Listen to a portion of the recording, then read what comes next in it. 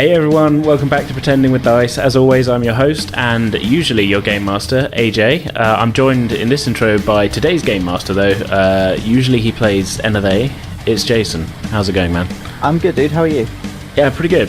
It's excited to be back for our first episode of the new year. We kind of took a bit of a break there, didn't we? We've had January off, but it's good. It's good to be back. It's good to be back. For sure. Yeah. Before we get into it, I just want to make one small announcement, and that's that you can all now download all of the music that was composed for the podcast in 2017. We've been linking to it on both our Facebook and Twitter pages, but you can find it by going to adamjohnstonuk.bandcamp.com. It's all up on there, and you can stream it all and download it for free, and go wild on it. So yeah, today's episode. This is your very, very first time DMing anything at all. How did you find it? It was a lot scarier prior to doing it than it actually was during it. Yeah. I think I kind of built up how much I'd have to plan in advance, way above what I actually needed to do, because ultimately, obviously, with us being slightly more story focused, and especially my one being fairly story heavy. Yeah. I didn't need to worry too much about the mechanics. It was more about making sure we sort of got to where I wanted us to go. Yeah, I think our format kind of helps a bit, doesn't it, really, where we're sort of... there's a fair amount of dice rolling normally, but it's not... we're not too focused on the numbers, really, are we? Yeah, exactly. Yeah, it's more about the interaction. Yeah, there's room to be a bit kind of more conceptual and stuff like that. Yeah. So you enjoyed it then? Yeah, it was a huge amount of fun. It was entertaining having the role switched, because obviously having only started playing on this podcast and then having only DM'd on this podcast, it was entertaining to get to play with Mark and Eden a bit. Yeah, get to sort of be on the other side of the other side of the screen. Well, we didn't really use the DM screen or anything, did we? But, no. Yeah. But the metaphorical DM screen. Yeah. Yeah, no, it was a really entertaining experience. I'd definitely be up to doing it again. Okay, so yeah, let's recap what happened in our story before. So while defending the temple relics of the village of Eravale, our heroes were unable to stop a cultist from escaping with the magical spell focus of the wizard Malar. After interrogating one of the other cultists for information, they determined that they should leave town and try and find the lost tomb of the dragon slayer Grazak, as that was where the cultists had set up camp apparently. The tomb was rumoured to be at the foot of the mountain range, some 2 to 3 days travel from Eravale. So, hiring a couple of ponies from the innkeeper, our heroes rode out into the still raging storm, hoping to track down the cultists and return the temple relic to its rightful place. So that's kind of where we left off before this great session that you ran started. So let's jump into it. For sure.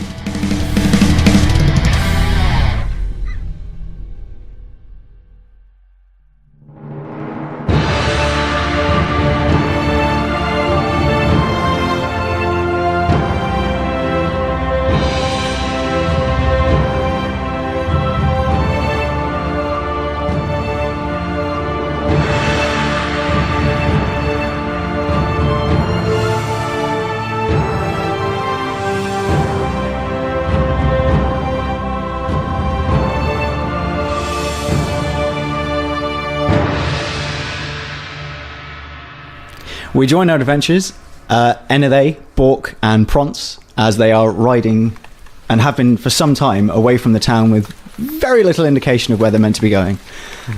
After some time, a couple of hours, they find themselves at a rundown elven tower and decide to make camp. This looks like about as good a place as any for a nice place to sleep, gentlemen. What say you? Sounds good to me. It looks pretty flat. Flat's good enough for me. To sleep on. Flat surfaces. Oh, great.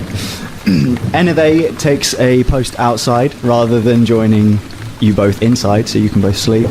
Such is his way. As is normally the way.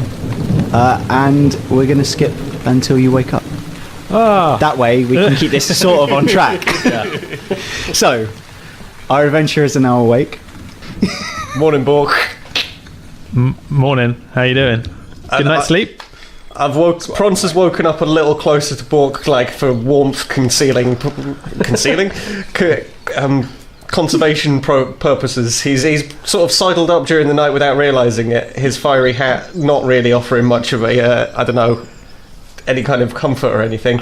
I mean, I'm cool with that because I get cold knees, like I was telling you a minute ago. So as long as you keep me warm, I'm happy. Hearing this, Prance just puts a hand on his knee and they lay there for a second in a really weird, like, bro kind of way. Like, there's nothing sexual about this. It's purely about conserving heat. So we then... Prance sort of like... Wouldn't it be nice to just lay here forever? This is a nice, very flat surface we're laying on. Oh my god. Yeah, I do like flat things. it's not bad. Well, I don't know. I feel like I've got enough flatness in me now, so Prance is gonna get up, and I suppose I'll go out and have a look out the window. What kind of a day is it outside? It is a lovely sunny day outside. You can feel the wind on your face as there's a slight breeze, and you can smell not freshly cut grass because there aren't lawnmowers, but maybe someone's been walking around with a sword for some reason. I could smell a sword. You can't smell the sword. You can smell cut grass. It was set in scene. Come on, man. Right. Sorry, when you said sword, I was like, well, I could smell it. Yeah. You can, however, not see Enothe. Oh. So, taking a deep huff of that fresh grass and then spluttering a little bit and then turning to Bork, Prance sort of goes, where's our old friend gone? That grumpy fucker outside, he's disappeared. Wait, you mean he's actually gone? He's like our best fighter. We're in trouble. It's not even the night right now, or even the mid-afternoon. I mean, he could be around here somewhere, and we're just not seeing him. But, like, I straight up, get up, come and have a look. Can you see him anywhere? I mean, he's a shifty devil, but no, I can't see him. He's up in the trees, down in the trees, behind bushes. No. How the hell are we meant to find this mountain range without the one person that's actually capable of thinking straight? I mean, I don't have height, so you know. I'm liking the look of the floor again. Like, I feel like maybe we should just lay back down in the flat space and wait for him to come back. Do that space. But Prance has taken to this. Now, since having him mentioned that this was a beautifully flat area, he really has noted that, oh damn, it is. Like, this is particularly flat. It's pretty level. It's not quite that thing from Rick and Morty where it's perfect level, but it's close. Yeah. So we've gone back. It's fine. So, aside from the fact that you can't see Enothe, thankfully, you can see what looks to be some kind of a tavern. Oh. Wait, with the smell of cut grass in the air. I smell barley and hops. There's something more than just cut grass in the air. I mean, I know it's first thing in the morning, but we've got a long trip ahead of us, right? I'm quite partial to the hair of the dog. And the rest of the dog, if that's what they've got going as well. Shall we go? Noted dog consumer, Prance. Fill up his pockets. I was going to say, I've got space in this pocket right now. There's Pocket dog? Pocket dog. Hot dogs. Oh, God. Pocket ball. Oh, dog. Well, I mean, it looks like, it's probably a bit of activity going on in the morning. Let's go over there. Yeah, let's go and see if there's some revelry going on at 9 o'clock in the morning or whatever time it is. It's like the Percy Shelley in Boscombe. bit of local humour there for all of our American listeners. I'm sure most towns have got to go have a place where there's just that early morning drinking scene going on. You know the kind. You know the one. So yeah, let's go to the pub then. So, To the pub! as you approach the tavern, you realise that there is a figure outside, and you sort of recognise him. At which point, we're introduced. You're there, lads. Well, it's good fun to see you all the way out here. What are you doing out? What are you doing among the trees? Who are you? It's our good friend Hrolf. Hey, Hrolf! What do you mean, Bork? Do you not remember? I was messing. I mean, we only talked to each other yesterday, Bork. How drunk were you? Don't get me down already. It's a beautiful sunny day, please. I haven't even rolled yet. Rolled? Oh. Roll Constitution roll for Bork to see if he cries. Are you really making me do this? No, I'm joking. This time.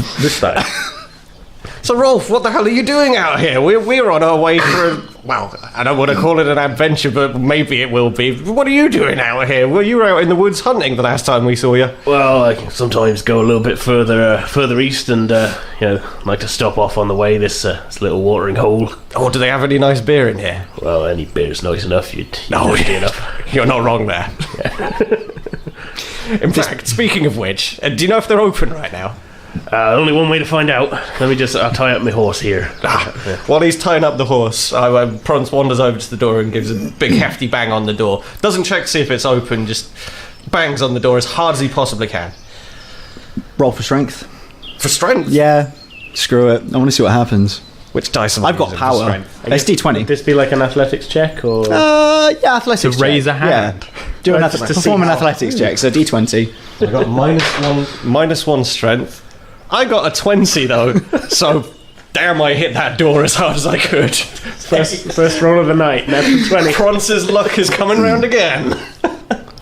The hinges wrap. You knock on the door, and as you do, the first knock shakes the door. The second knock starts to open it, and on the third knock, the door just disintegrates into splinters.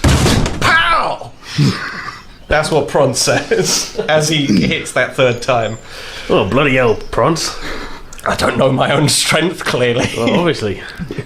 The patrons inside, all of whom have clearly been drinking for some time, notice it and keep drinking. Well, they don't seem very bothered by this. Shall we come in, boys? Let's see what they got going. All right. Absolutely.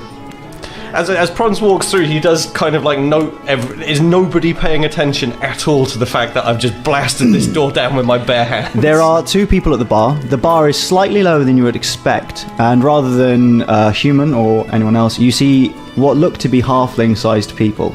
Ah. One of whom is facing you, one of whom is currently, well, just as you walk in, she's going out the back. So immediately we're just towering kind of over a lot of this place because it's Bork's a built for halfling. halflings. It's only the bar people that are halflings. Most of the other people seem to be But the human. bar itself is halfling height. It's halfling height. Okay. So I roll straight up to the bar just to feel normal. Good that you're feeling at home for a change. Yeah.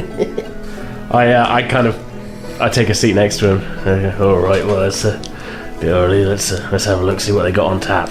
So are there like human-sized stools next to the halfling bar? Nope, halfling-sized stools. If you want to prop up the bar, you got to sit real low unless It's a you little walk. awkward for me. Yeah, I'm real low. So Prance sort of looks at Hrolf, who's gone way down to like. Bork is obviously like at the right height, and I'm looking down at him. But now Hrolf has joined him in this weird squat sit thing to like be able to sit on one of these chairs. And I'm kind of looking at him like, Feel the burn, eh, Prance? I don't know if my thighs can take this kind of squatting. So Prance just stands there and towers above everybody while this is happening. The bartender turns to you and says, "Why did you break the door? You could have just pushed."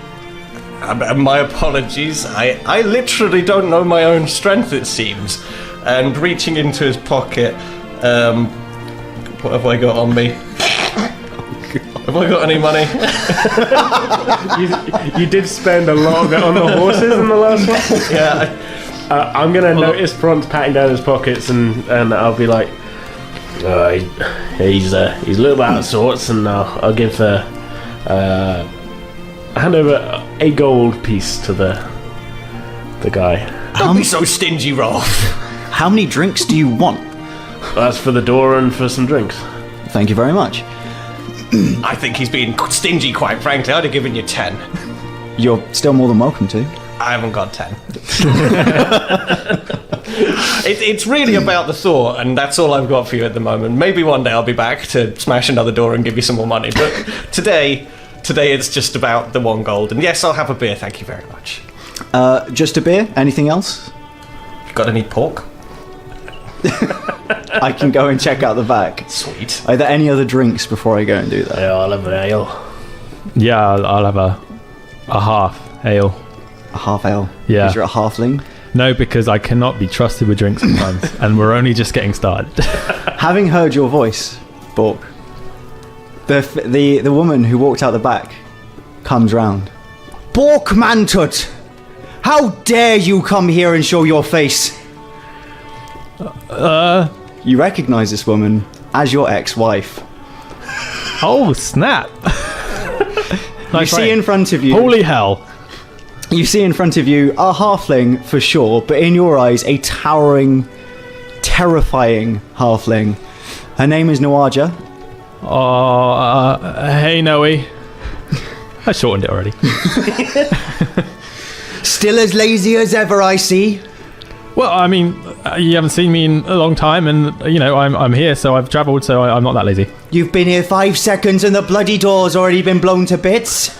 Let me introduce you to my friend Prance. He's the guy who kicked your door in, I'm afraid. Have we been served the beer yet? No, you have not. Prance is looking for that beer right now. Just like, oh, fuck. Don't talk to me right now. This is too early in the day for this kind of thing. And he just kind of looks over and goes, yeah, all right. And gives like a little half-hearted wave and then kind of turns to Hrolf in a way as like, this is between those two. Hrolf, we're talking, right? Yeah, we probably ought to stay out of this one. The barman himself has made much the same thing. Has pulled up with yourself, with Prance and Bork, and he's actually having a drink with you because I clink glasses. So is it glasses or is it like it's glasses? Woody glasses. I clink glasses and go. I sort of raise an eyebrow and kind of, best leave that to them. Probably stay out of this one. Yeah, sounds like a plan. Prance grabbing his glass sort of leans over behind Bork and kind of whispers and just goes, give me a shout if you need me to hit her. Thanks. I'll try and deal with this for now. If you need him to hit me, still not doing anything yourself then, Bork? I mean, I got help these days. I get help. I got some friends. You get help, I suppose. You're still addicted to Bovril? Well, no, actually. Take that one back. I cleaned my act up, and I don't do much else, but... Are you telling me you're a changed man? No, I'm a changed halfling.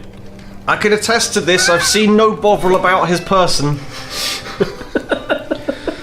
The addiction chases me, but I keep a good, close eye on it. Chasing the cow as opposed to chasing the dragon. Yeah. Chasing the beef. Occasionally, the beef itches. Yeah. How are you? Much worse for seeing you, Bork. How dare you come here? I still can't believe it. At least as long as you're here, other than blowing up my bloody door, you can do me a favour. You see, the forest, someone stole my treasures and I need you to go and get them for me. Well, I mean, I think I've done enough favours over the years. I mean, I know I had problems, but you ran out on me. Your mother's the one who told me to leave you. She said you'd never change. Oh, don't bring her into this. She's out the back as well. Oh, I hope she's doing well. Prance hearing this is starting to move a little bit further away and behind Hrolf now. Like, oh god, this is escalating. If there's one thing Prance is scared of, it's mothers. Yeah, how many family members are involved in this? Upon saying that, and it clearly occurs to you, thankfully the barman turns to you and says, this would be a family business. I only work here part-time, thankfully. What do you know about these women? She seems like she's lost the plot. Has she been stewing over the loss of Bork for the entire time that he's been gone? Like, as he said, she ran away from him. Like, why is she so angry? She'd never actually mentioned it, so this is a little unexpected. Fair enough. Well, the mystery continues. Let's just listen in on what they're talking about again, shall we? That being said, it might be worth going to get the thing she asked you to get. She rewards generally pretty handsomely. Maybe not Bork, but she'd probably give you and the other guy something good. I'll be honest with you, mate. I'm here for whatever's going on. If we're drinking, we're drinking. If we're porking, we're porking. If Bork tells me that we're going to go and get some treasures, then that's what we're doing. But I don't know. And as he says this, he backs the rest of the drink that he's got. I feel like I need to get a head start on the day today. The barman slides Bork a shot of something. That better not be Bovril. This consistency is dark and thick, and I know that smell anywhere. No, thank you. I'll stick to my Okay, my can half. I see if I can smell it? You can see if you can smell it, yeah. Okay. Roll perception, I guess. Yeah, okay. That is a gentleman's 9. It's definitely a drink. Cool. Bovril is a drink. Smells like a liquid to me. Prance looks at it and sees the colour and puts a hand on Bork's shoulder and just says, "Stay strong, friend. Stay strong." I give him a knowing nod and wink. And passes over a mug of beer instead, as if that's like a much better solution to this situation. Right now it is. So are you going to get off your ass and go and do what I asked you to, or not? I'm whatever you say, Bork. Whatever you say, Bork, I'm with you. Alright, I'm up for a trip through the woods. I can catch some game while I'm out here. It'll be good. Oh yeah, Hrolf can come with us. That sounds cool, because, I mean, you know, the further away I am... What was that?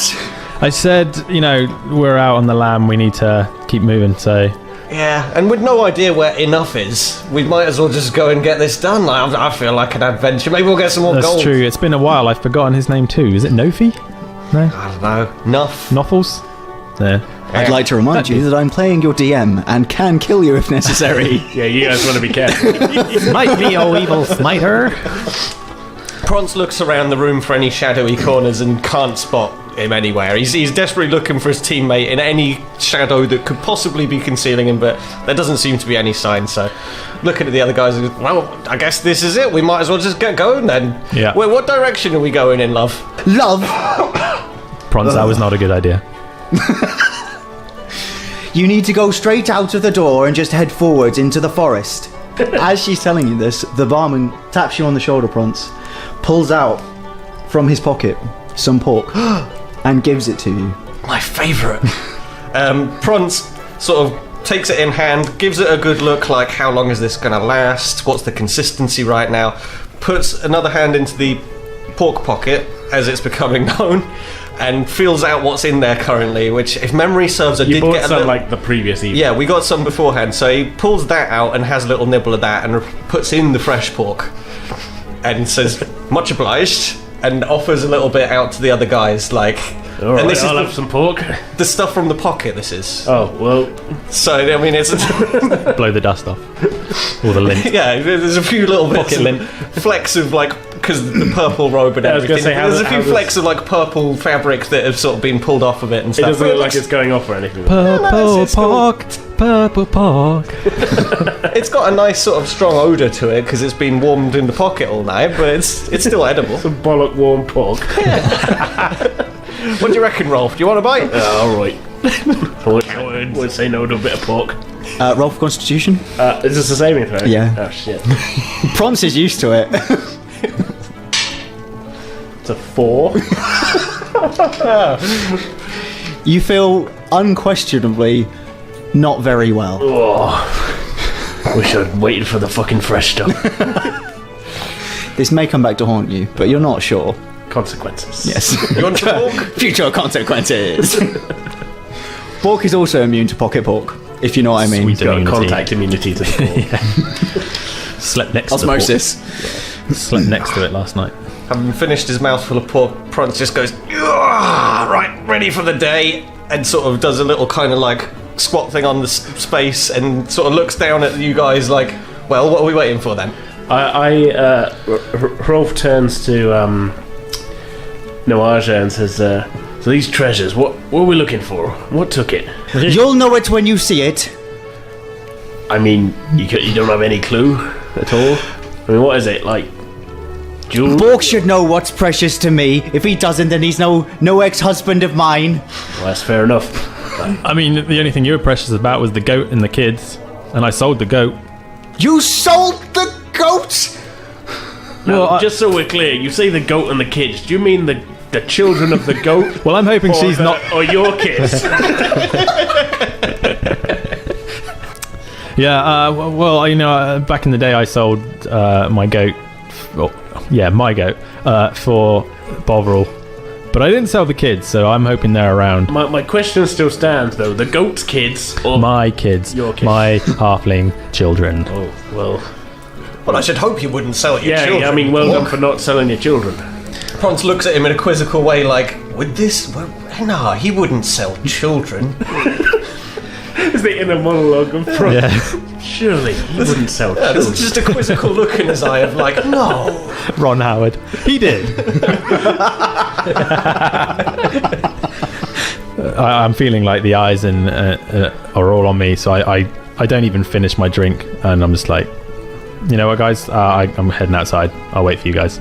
I turn into Rolf and feeling like things have turned a little bit in that moment. Like, ooh, I don't know. I Struck a nerve there, I think. yeah, I feel like we should just get after him and get going. Yeah, like, then we're going to start selling children.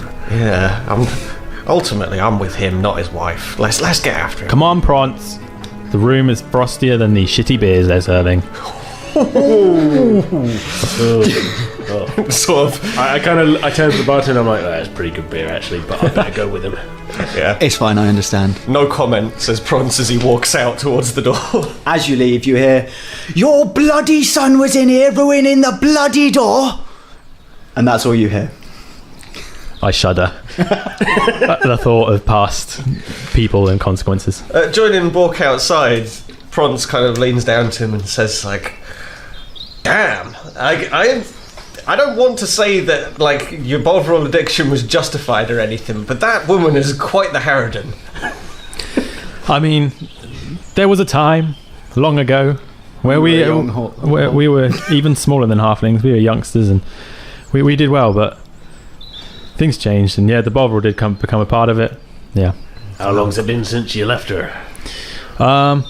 I'm not too sure. I've lost count of the years due to my Bovril addiction. Oh yeah, it takes the worst of us. It had been some. Well, looking out to the horizon, Prance, what can I see? Not much of a horizon. There's a forest in front of you. It's pretty flat. Is there an obvious Not flat. kind of like a route into the forest, a well-trodden path or something? Or does Hrolf potentially, like, see, looking at this forest, I turn to Hrolf and say to him, do you know the area well, Hrolf? Well, it's a pretty big forest, but I mean, we can. I know a little bit of it. Yeah. Have you seen any landmarks potentially that might be good stashing places or a lair for something? Well. And she's telling us that it's obvious, so I'm assuming it is. There's that tower you folks came from. Other than that, I mean, there's a lot of trees. You see mountains a few miles away, but. Okay. So we're going to wander over to the forest then. Let's head into the forest. To the forest. As you approach the forest, you see not so much an opening as less of a closed area. The trees are absurdly large, unrealistically tall, and some of them are rounder than you envision your wife to be. That's a lot of wood. That's what she said. Hey, boo! That's a lot of wood. I don't know why I went Yogi better. Yeah. He probably lives in the forest. This is looking denser than we thought. How are we going to get through? I'm feeling dwarfed by these things. I suppose this is how you feel all the time, Bork. A little bit racist. Prance is just absolutely... There's nothing racial about it. It's literally just that he thought that in the moment and was like, oh, this must be how you feel all the time. I mean, sizist, but true. Can I scout ahead a little bit and just sort of try and find a pathway through? Okay. As the tracker of the group. Sure, yeah. What do I see? Roll for perception. Okay. That is a 17. Good. I needed a good roll to tell you anything. Finally. You see broken twigs and scattered leaves along a certain path through the trees. Right. Somebody might have been through here. Yeah. Do I see any tracks or anything? There's no tracks. Okay. Which is unusual because it looks like something's been through here, but there's no evidence of whatever it was. Right. You're talking zero tracks, like no animal track, like zero. No tracks. Whatever took Noaja's treasure was at least the early morning at this point. Something's been through it, all right, but I can't find any footprints. Eerie. Shall I send Apollonia up into the trees, perhaps? Well, if you want to use your magic, might as well. I can't seem to find out anything else from this swath of destruction. So while these guys are stood next to me, I'm going to squat down and sit and cross my legs and go into a little trance. She's already with you, isn't she? And see through Apollonia's eyes and send her up into the trees a little bit to sort of have a look around. And is there anything else that I can see that's perhaps giving a bit more information on the area? Like, are there any obvious trails further into the forest from this point? Roll for perception. Got a 12 plus 4, so 16. Okay, so thanks to the height at which Apollonia can attain, you see that the trail that Hrolf had mentioned, the broken leaves and the broken leaves? Yeah, fuck it. The broken leaves and the scattered twigs, they carry on in what looks to be an actual trail. Coming back into my own body and Apollonia rejoining the group, kind of hovering above, just out of everybody's eye line, I tell them, well, the trail continues into the forest in this direction, so gentlemen, shall we? Oh, it seems like the best plan. Sounds good to me. As we're wandering down this little trail, no animals at all anywhere. Nothing, not even an insect. Nothing. Yeah. I'm being a tracker. Is this a sort of like? Is it conspicuously sort of like? Yeah, It's not conspicuous, quiet, empty. okay. There are squirrels, Okay. Okay. a couple of birds. That's good thought. Is there anything close enough that I can draw its attention and attempt some animal handling? There's nothing that's going anywhere near you because you smell of fire and pocket pork. In fairness, my hat has got that internal fire thing going on. Exactly. I can imagine animals wouldn't get close to that. There's also, as you get deeper, as you get further into the forest, you notice that there is slightly more wildlife, almost as though the wildlife was avoiding the screams you could still hear at the tavern as you were walking away from it. Even the animals know to stay away from her. Yeah, it seems like she's created a small radius of like 100 meters on the edge of the forest. They've all just retreated. So she's got a good skill for that kind of thing. Bitch. Just being like loud enough to scare away wildlife. It's a special skill. Yeah, but even at this range, I'm keeping my volume down because that woman's got ears. She might hear us. Anyway, onward. Just a point of order before we go on. Where we last played and we were riding off, I'd lost a few hit points. Where we rested, have those been restored in the meantime? Yeah, a long rest till your hit points come back. Okay, I just wanted to double check and make sure I'm up to speed with okay, your spell my guy's slots come back healthy, as I've well. got all my spells, Yeah. I can do what I like. Yeah. So as you journey through, you come to what appears to be a river. It's quite a wide river. You're not sure you can cross it naturally. Thankfully, there are 2 bridges. Someone roll for, well, I guess perception again. Rolf, have you crossed this chasm before? Have you been across here? Don't roll. It's all new to me. It's all new to you. Oh, I rolled a natural 1 on my perception. okay. Well, let's all roll for perception. Wait. Oh, You see some bridges. Yeah, that's it. I feel like you're getting your revenge on me here, and I don't know if it's fully fair. But Yeah, see some riddles. You don't see the bridges. Suddenly everything goes dark and you become incredibly confused. oh, okay. You realise you have your eyes closed. what happens when you drink early?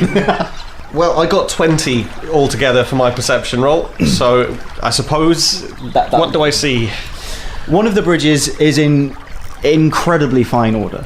Almost preternaturally good. Okay. The other one has a significant amount of wear and tear. They're both rope bridges, but the one that looks like it's been used a lot, the ropes on the left-hand side, the railing on the left-hand side looks as though it's pretty close to breaking. Well, to my eye, at least, there's a fairly obvious choice here, guys. I mean... The one that's been used a lot. We know it works. Are you sure you're seeing straight, Rolf? No. No. Rolf's eyesight comes back, and he realises it may have been a side effect of the pocket pork. I say we go for that 3rd bridge made all of marshmallow. Bronze looks down at Bork and raises an eyebrow. Yeah, we got one of those with us today. Rolf, you come with us. Don't go over the Marshmallow Bridge to Rainbow Land. I kind of shake my head and I'm like, oh, I don't know what happened there. Oh, I think that pork's repeating on me.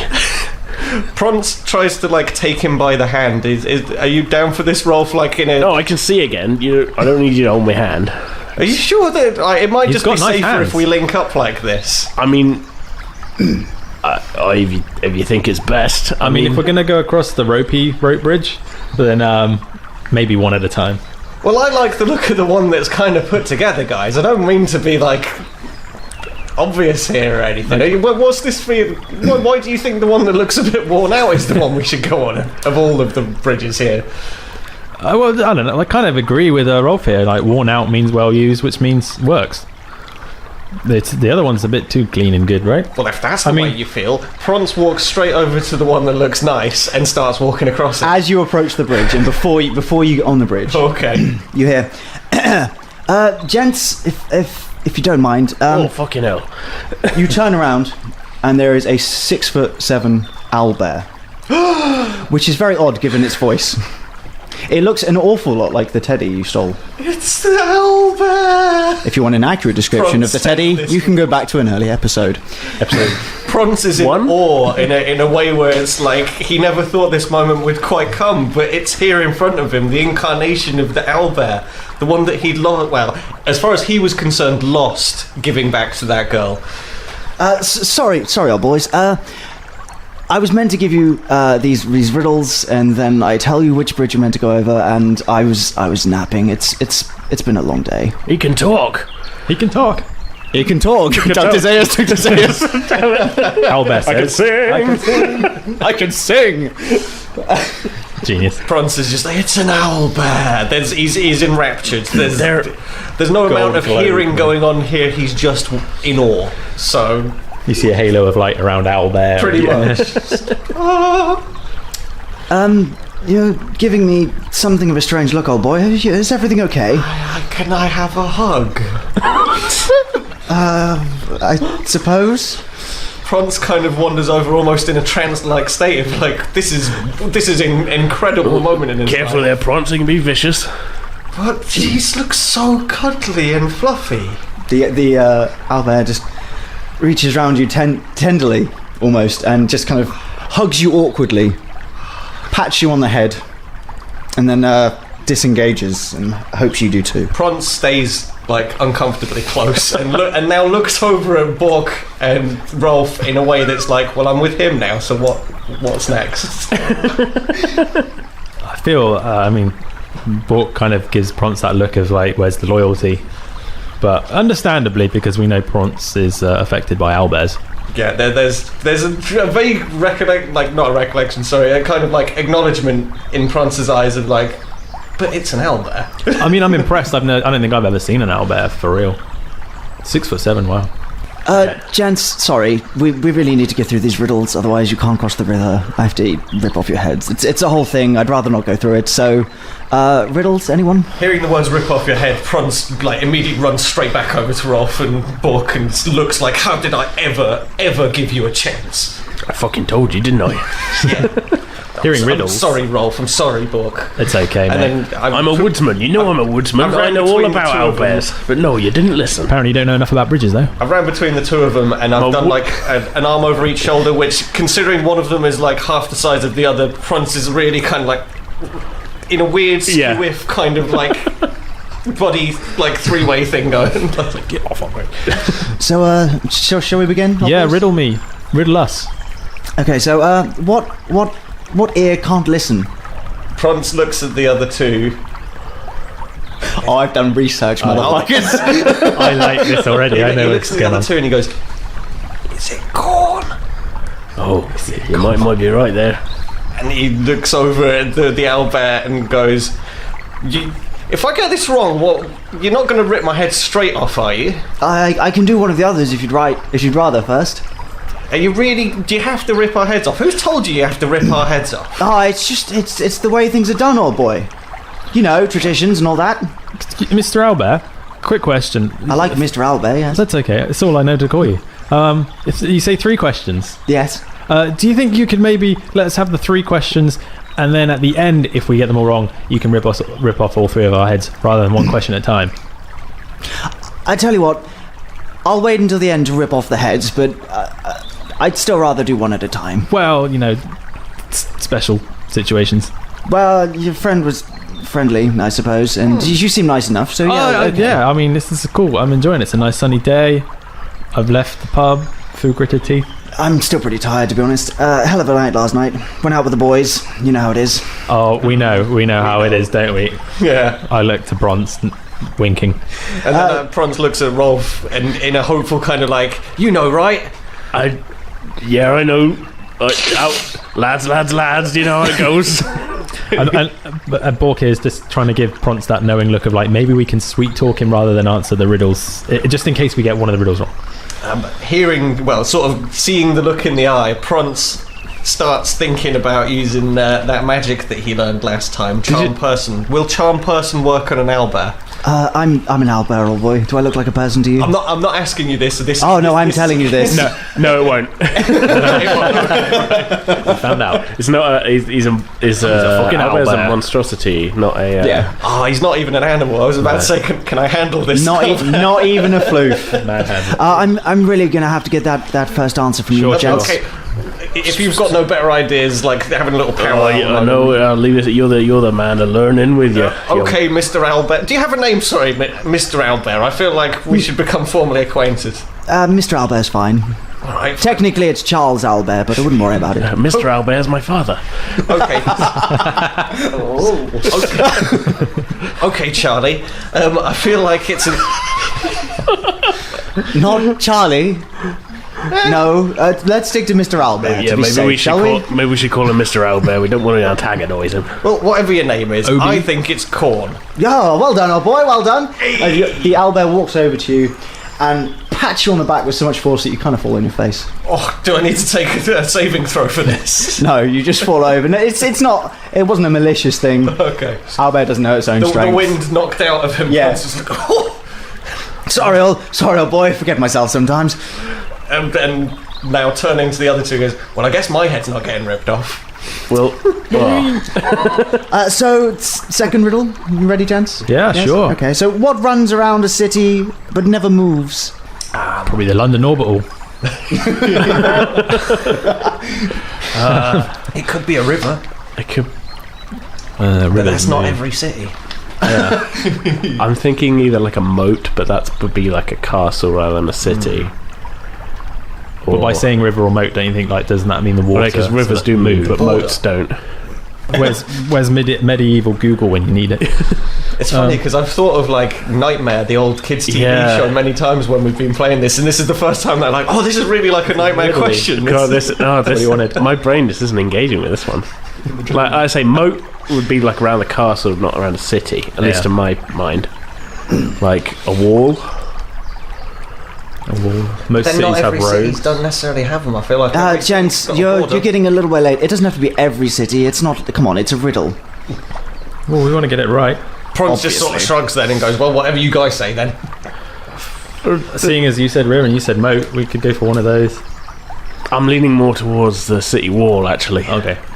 It doesn't move at all, does it? No, I've never seen one move. Let's go with that. Let's go with that. City wall. Oh, well done, old boy. Excellent.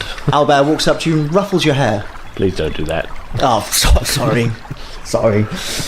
Gosh. The third riddle, then, gents. Hit us with it. What are you meant to keep after you've given it? I promise. That was quick. That was pretty quick. Yeah. Yeah, Prons has already said it. That Maybe came out exactly as I just said it. It's That's like how Prons said it. your word, or would that? I would also have taken your word, but promise is fine. That's pretty good, old boys. There's all three. There you go. Don't have to rip any heads off. Huzzah! Hey! I'm going to go back to sleep. Jump, freeze frame. Prons throws his hat into the air. And do I catch it? Roll for Dex. Dex, yeah.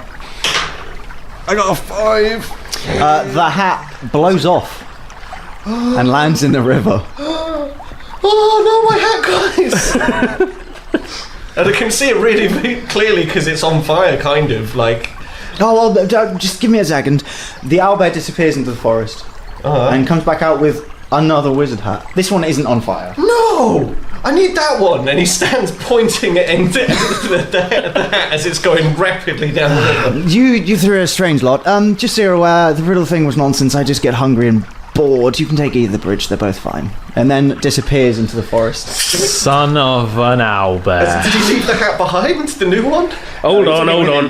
How far along the river is that old hat? Oh, it's gone. Was it quite? Okay. That was quite current. Yeah, it was quite a current. That hat is gone. Prons is sad. Prons is so sad. He's just slumped down like that. But the hat and the fire and the fire in the hat. The wind seemed to whisper, "Should have said Enothe." Oh no! Oh god, he's gone mad with power. The wind is talking. Don't worry, Prons. For all we know, we might cross the bridge and find that the river ends further down where Well, we're you going. need to cross the bridge, right? This isn't going any we're not further. So, I mean, come on, Prawns, let's cross the bridge. Yeah, I'm going to stride confidently across the bridge. Which one of them? The Solid. the more rickety looking one. I'm going to stand by my convictions, I think. Solid logic. As the owlbear said, the bridge seems to be fine. See. Cool. I guess Prawns, in a dejected way, wanders across the bridge, sort of head hanging a little bit, like, I really shouldn't have thrown that hat in the air. I trundle on behind. So, upon reaching the other side of the bridge, you notice that while the forest doesn't seem as dense, the trees seem to be larger. Even more large. Yes, even more large. That's basically what larger means. Yes, thank you, Bronson. Bigger. These some big ass trees. Big ass trees. Thank you, Hrolf. Is that the Prawns? Technical term, yep. Prawns hearing those words looks at me and goes, is an ash tree a thing? Could be the world's a wide and mysterious place. Prawns goes to try and smell the ash tree. Roll for perception. Yep, 9. You smell something that smells like shit, but you are downwind from Bork, and he did have a rather terrifying event with his wife earlier. So Wow. Literally hit Skid Row. Prawns just goes and looks even more dejected, like, why am I doing these things to myself? What am I doing? Bork's oblivious because he's that window. And onwards then. So as we're travelling big trees. further into the large trees, is there another overt course for us to be taking? Someone needs to roll again. I haven't rolled. Hrolf, Okay. Can you see any signs of a trail? You're the trailer, tracker yeah. of our group. I'll have a look. Yeah. See if there's any Wookiees. Is this? Well, if I'm looking for tracks and things, that would be survival rather than Yeah, I'll take perception. Yeah. Which I have exactly the same bonus to. I'm glad you're being a pernickety pain in the arse. It's a 7. Plus, or is it 7? That's 7 total. Oh. Yeah. There seem to be 3 or 4 different tracks. All leading. They're starting in the same kind of place, but they all lead out in kind of a fan motion. Interesting. Do you recognise any of these tracks, Hrolf? Do you know the types of animals that these might belong to? That's a very good question. Do I know the types of tracks? Roll! It's a little better. That's an 11. 11 in total. Yeah. They appear to be some kind of humanoid thing, but you can't make out the tracks 100%. There are actually tracks this time, though, which is going to help. Bipedal. Yes. So I would guess that maybe not animals then. Yes. Okay. Don't look like animals to me. What do you reckon, Bork? Do you recognise the tracks? I don't know. Let me have a look. Better roll. Bork doesn't. No, go on. What am I rolling for you? We're going for Nature, wasn't it? Well, nature. I only said nature because when I thought it was Yeah. animals and things. well. I guess would be more survival actually again. Let's stick to survival. Okay, well, I'm fine with that. 0 on the survival. 17. Oh, he finally gets one. So, as with humans, these appear to have Toes. toes, but there's a dot in front of each toe, almost as though they have quite long nails. Okay. And do we actually recognise this type of track? I mean, he got 17, so does he know the type of animal? He does not. Or does it just look kind of like people feet? It looks like people, but with like they haven't trimmed the toenails in a while. Okay. It's pretty. But very fine point. It's quite hard to make out. You only notice it because you look really hard. Well, they're feet, so. And they look like they've got nails. Oh, best be careful. I pull out my bow and just have it ready. That's a good job. Just in case.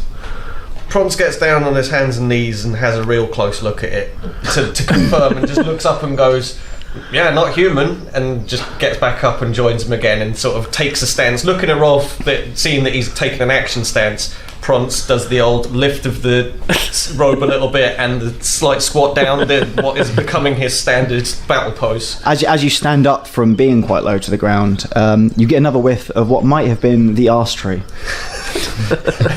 Prance, in his action pose, goes, You alright, Prance?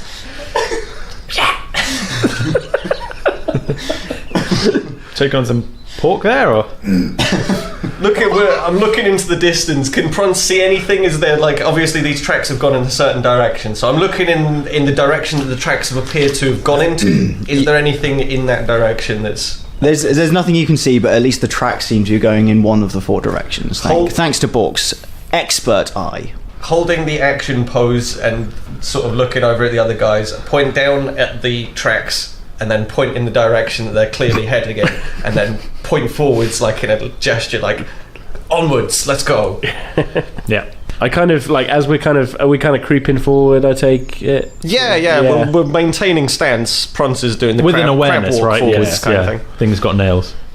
As you move forwards and the canopy gets darker and darker as the trees are so tall, you start to feel like you're being watched, but you can't really pinpoint it. Eerie. And more than just the woodland critters. Squirrels aren't huge voyeurs, so... You're wrong there. Squirrels are pervs. Do you feel that, boys? Yeah. There's a dark presence in this forest. I pull out an arrow and just have it ready. Knock an arrow on the bow. I do. Classic Hrolf. That's what he does.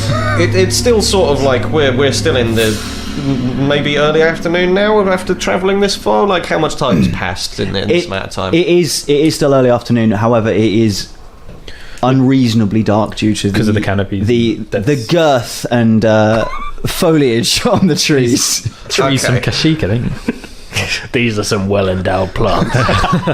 Well, I had a feeling that might be the case, because if it's getting dark and with there being a feeling of like something's going on here, I take a moment and ask the guys to sort of hesitate for a second, and I cast Continual Flame again.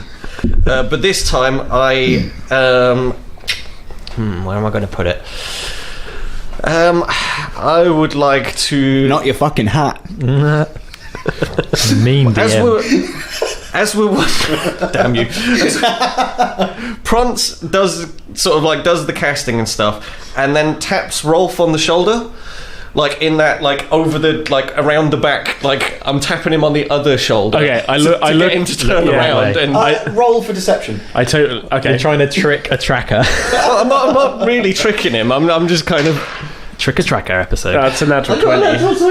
I was going to say, should I roll insight, but like it's you flummoxed. Hrolf not only looks that way, but stares that way in a fear. Heads up, lads. Somebody just fucking tapped me on the shoulder. And stay frosty. Having now cast Continual Flame on Hrolf's shoulder. Oh man! Oh fuck! Fucking hell! I'm on fire. I tried to pat it out, but it won't go out, obviously. Prance turns to Bork and kind of like laughs, and he's like, "Can you see what I've done?" I'm frantically trying to pat my shoulder out. It's running in circles. We've stopped worrying about the foreboding for a second, and Hrolf is just... We're watching Hrolf make his own tracks in circles. I'm kind of, I'm just... fucking Prance shouts out to help! Hrolf, mate! What?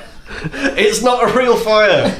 It's not a real bloody fire, It looks mate. pretty real to me. It's okay, Hrolf, it's okay. Prance just sort of walks over to him as quickly as he can and puts his hand directly into the fire to Fucking be like, hell, "Look, careful. can you feel anything? Honestly, Hrolf, take a second, take a breath." I stop. Well, no, I can't, but... Yeah, exactly. My shoulder's on fire. Exactly, I'm a mage. Why'd you set my shoulder on fire? It's not on fire, it's magic. It looks pretty on fire to me. And why my shoulder? You set fire to a fucking twig or something. Yeah, he's got a point. That's a good I idea. don't know. You got that bloody great wizard staff. Just put the fire on the end of it. Why'd you put it on my left shoulder? I figured that, I don't know, you'd be in the middle of the group all the time or something. Oh, I look forward to trying to hide. Well, if it's that bad, I can put it out. And Prance's mood is starting to come Far down. be now, from me to question the all-powerful Prance. Not recognising that was sarcastic, Prance is straight back up to maximum again, like, oh, all right then. And onwards we go. I look at Bork and I'm like, with renewed kind of sympathy for like, you put up with him quite a lot, don't you? I give a knowing shrug. Yeah. Feeling very sorry for Bork. He's got He's got on his plate. So now that the area is illuminated, is there anything like clearly watching us from the shadows, or No. no? Okay. Squirrels. So Prance, as we're walking forwards now, because there's extra shadows, is now looking, darting eyes backwards and forwards. Every shadow is potentially something. How far are we? We kept walking. So how far are these tracks keeping up? Are we literally sticking with them all the way? It's kind of up to you.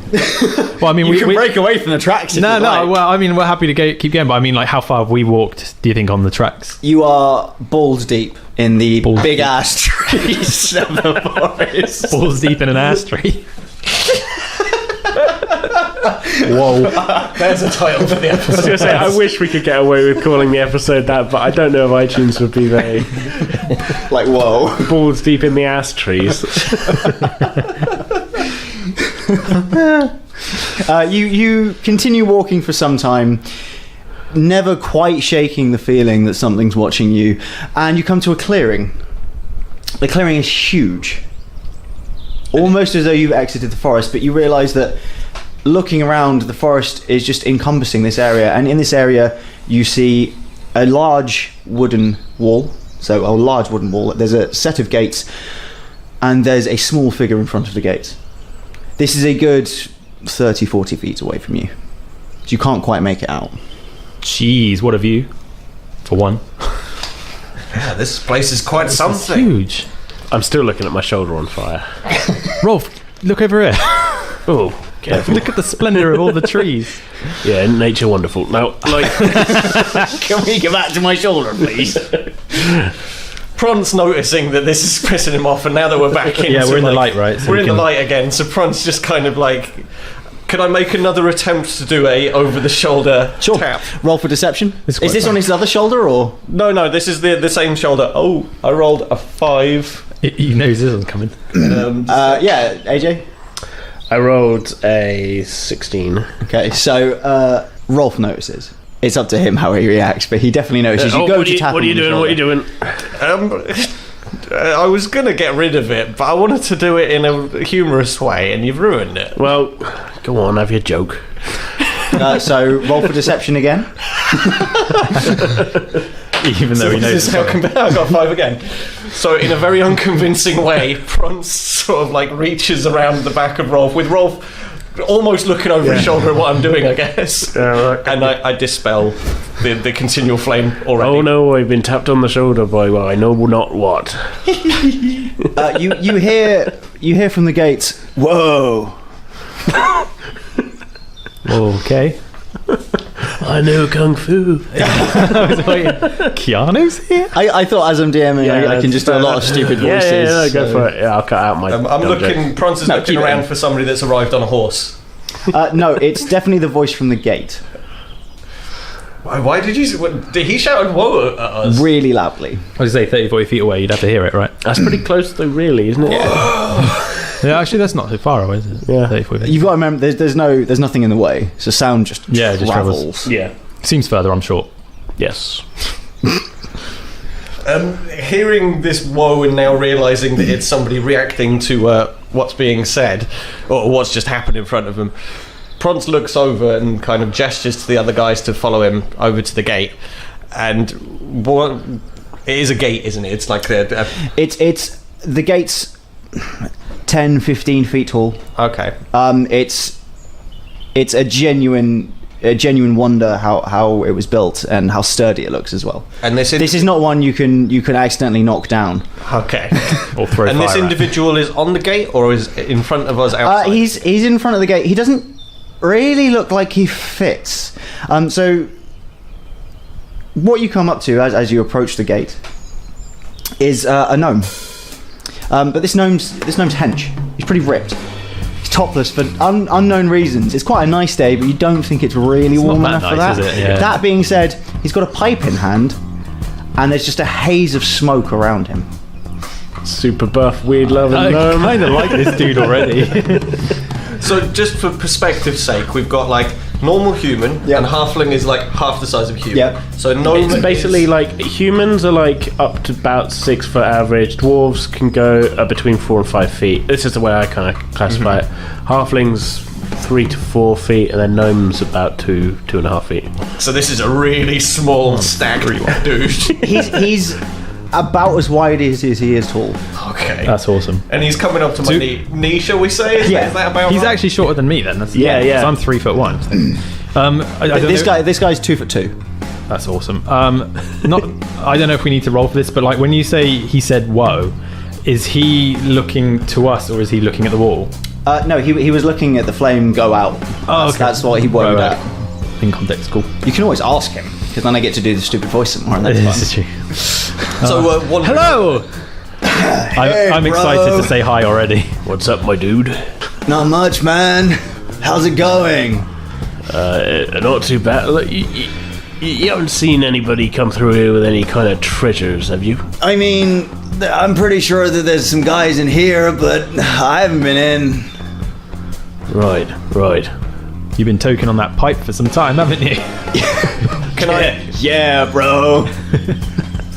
They gave me a key. Well, they gave me a phrase. I haven't gone in, but you guys can have it if you want. Do you just want to give us?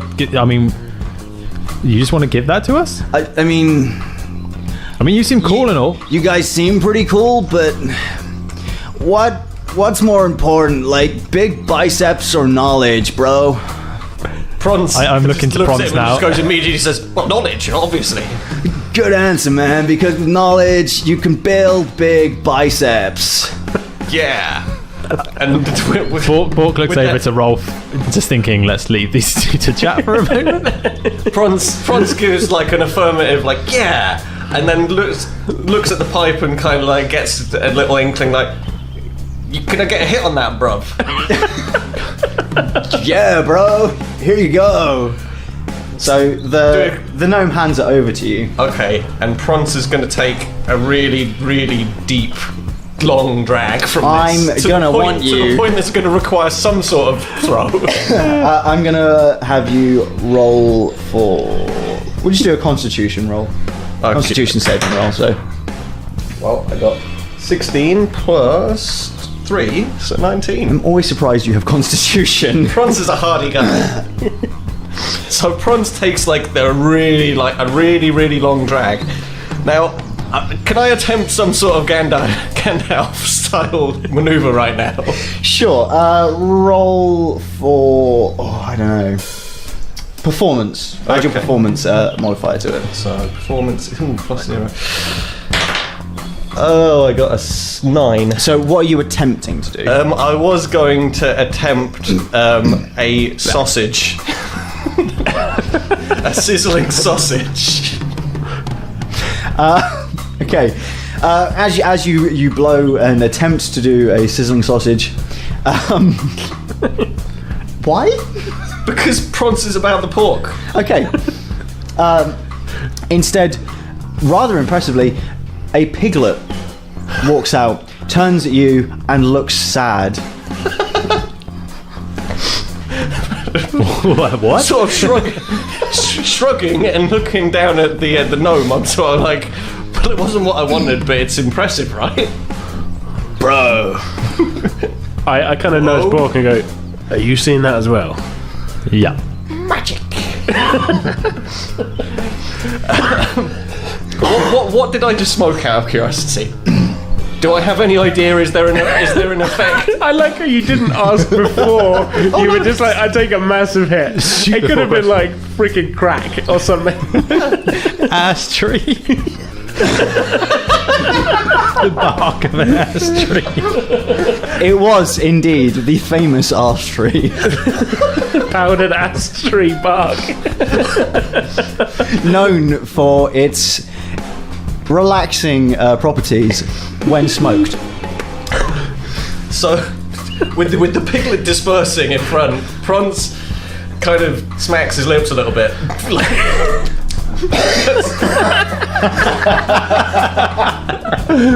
No aftertaste. Or?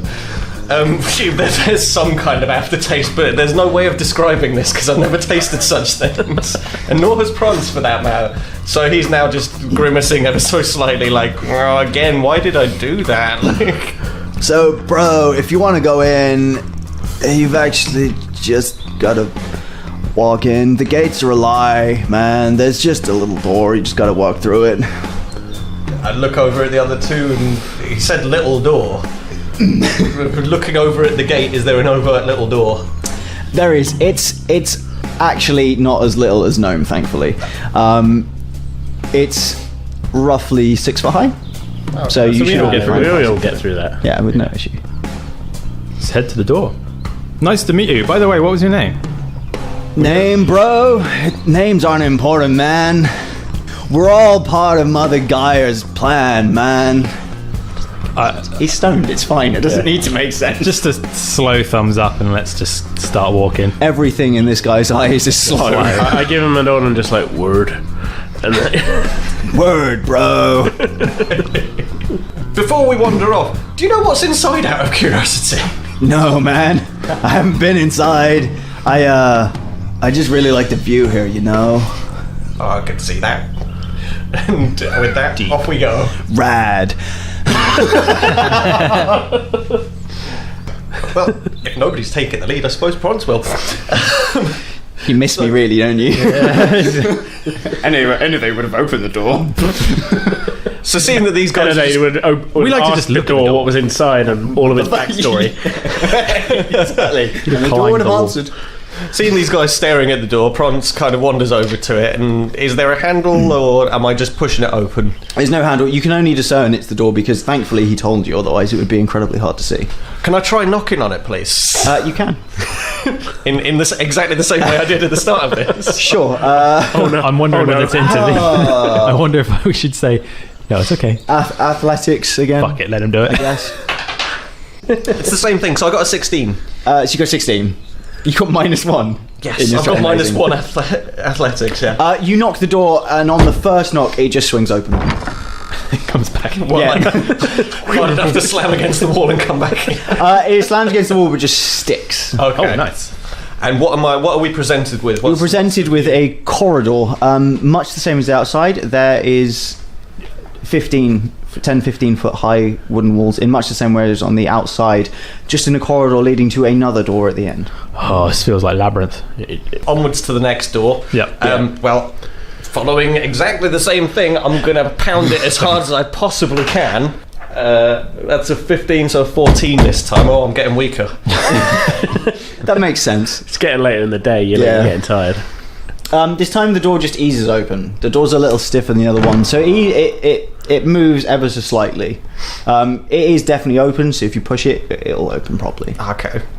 Prance kind of like he's grazed his knuckles doing this. Oh yeah, your hands are trashed. His hand is like it's another instance of just like internally he's like, why am I doing this? Why do I keep doing these things? You take 1 hit point damage from grazing your knuckles. Just continually real hard, walking up to doors and just big thick wooden doors.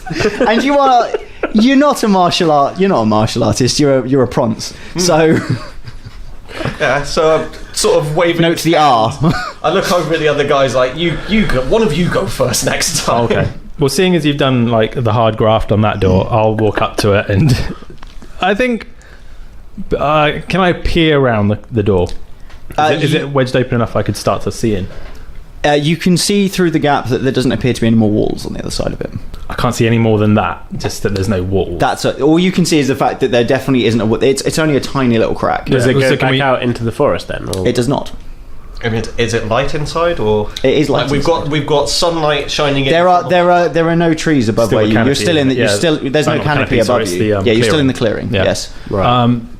I think push the door a few more inches just to get a good. Yeah.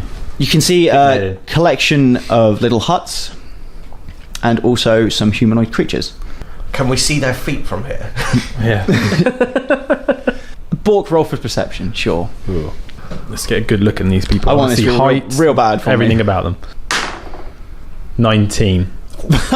You can tell that this one's named Dave. From his name badge. You recognise these as Gith. Gith. Gith. Yes, which look like this. I would say I've. Bunch of Gith. Okay. I don't know if they're meant to be in forests. They're not. Tough. Technically, they're in the clearing, These so they're ones not are. in the forest. A Gith. Okay. These appear to be the... Is that G-I-T-H? G-Y-T? G-I-T-H, yeah. Showing my noobness right now. Yeah, for this game. Same. These are new to me as well. Okay. It strikes you as incredibly odd that you would see them in the middle of a forest. Oh, wow. Prance, take a look around the corner. Hrolf, have a look if you can as well. I don't know how many people can stick their heads around the doorway. What the hell are those things? Well, if you would believe it, they're Giths, and they're not meant to really be in the forest, so I'm pretty curious as to why they're here. How do you know about Gith, Bork? It's my old days back when I was a soldier. Yeah, part of my past that maybe one day we'll share a story over a drink. But right now... You're a mysterious fellow, Bork. Anyone ever told you that? They have, quite a few. Yeah. Not my wife, though. Do they look aggressive? As we're looking on at these things. Pensive moment there. As we're looking on, what are they doing? As it stands, they're all sat around, but they're all focusing towards the centre, or what you assume is the centre of the clearing. Obviously, you haven't opened the door that far, but they're all focusing towards what should hypothetically be the centre. Okay. Is there something in the centre, or you can't see Are there it. enough of them that we can't see? As the door is still only a cracked open until you open the door properly, you can Look at... I kind of glance around, because obviously if this is the door, then there's a wall. In theory, there's a wall going further around that we can't see left and right of the door.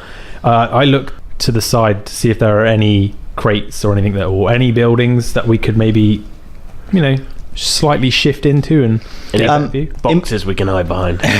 and cardboard boxes you can put lady pictures on and confuse the gift. A surveillance camera. Ding! You get an exclamation mark above your head. Whose fault are these? There, thankfully, because it seems to be a village, there are huts and things that you could probably dart into. As everyone's attention does seem to. They're on the centre, yeah. So should we make a little kind of jog across to behind? You take the lead on this one, Bork. Let's do it. Are you feeling stealthy? Yeah. Shall we all attempt stealth then? I rolled well. It's a sunny day. My wife's a bitch. Ex-wife. Let's do this. I got +0. It haunts me. I got 12. I suppose I should roll. What did you get, AJ? I rolled a 1. You can come through last. So we have. Oh dear, critical failure on stealth. So I'm not rolling well today. What was your roll, Eden? I got 12. Okay, so we got 12 stealth. Bork? 10. If you add it to 10. I've got 0 on. Okay. Super good. Is there And Hrolf, you got a 1, did you? I rolled a 1, but technically that's a 4, but I rolled a 1, so, I got +3. Yeah, there any you rolled a reroll? 1. I'll put the +3, but you rolled a 1, so I get to have some fun with that. Yeah. So you're all trying to get behind the nearest hut, essentially? Yeah, we're all scurrying off behind a hut. So in Prance and Bork, you both manage to scurry away. You get in nice and close, it's not an issue. As Hrolf moves towards the hut, he stubs his toe. Oh, fuck. Prance shoots him a look like, you didn't have to say anything in reaction to that. Well, it hurt, didn't it? And he points. Prance looks at him, points at his throbbing fist, and is like, gives him that look that's like, did I make a noise? I mean, yeah, you kind of did, but fuck. Oh, and then I realised where I am, and I look around and realise they're not visible, but I'm out in the open, obviously, Fucking. Prance gestures really quickly with his swollen fist, like, come over here, what the hell are you doing? I kind of do my best to kind of, that's a Pink very Panther visual it. thing on an audio podcast, to kind of Scooby-Doo, creep my way across. I'm sneaking up on you in a very stealthy way. I worry this. I do the creep. Yes, you do the creep. I worry this role's created like a bull in a china shop moment where you're just going to stumble over anything that's in the way. As you sneak in, you hear, what the hell was that? Sorry. That was good. That was totally at the accent. I wasn't expecting it. I wasn't sure what to do. That's the only accent I've got left. It's that of Dorset, and you're already doing that. So. Yeah. Hearing this, Prance looks at the other two and goes, what the hell was that? I'm looking over to Hrolf still, thinking has he made it across? You say? Everyone's in cover. Cool. And you can't hear any footsteps or anything, so it seems like you've gotten away with it. Well, wait a couple seconds. A cotton picking second. And then You all pick cotton. But Prance, why don't you do the old elevator move? If you're suggesting that, Bork, then I'm down. Do it. As if this is like your special move. He looks at him, nods, and immediately turns to face the direction the sound came from, and starts in a really strangely determined way moving upwards, doing the elevator move. First floor, menswear. Ding. First roll as a DM today. Ooh. Because I know, because you got 12, so I'm going to see whether or not. But they roll a 3, so your elevator move is, in fact, the early afternoon. Sweet. So I've moved just enough up so I can see what's going on now. And what am I met by? You can see 10 to 15 Gith. Oh dear. All focused towards the centre. There's a stone pedestal, which looks incredibly out of place. Greco-Roman. With a box or a chest, you're not quite sure, on top of it. Okay. How high is this pedestal? Is it? It's not a huge pedestal. It's gnome high. It is gnome high. Okay. All right. And are they worshipping? They're just staring at it? They're just staring at it. Okay. So now pulling the reverse elevator move, I rejoin the guys and Going look down. over. They're staring at a box. They're staring deep into a box. Into a box. Maybe there's something good on. The box is closed. I can't really. Was there anything? What kind of box are we talking about here? Is it just like a wooden crate, or is it ornate? Or? I was going to say, It's everything in this camp is incredibly minimalistic. Okay, so Should basic stuff. shall I pop my head up and see if the box resembles anything that I'd recognise that Novella might have had? You know the Gith. Might as well.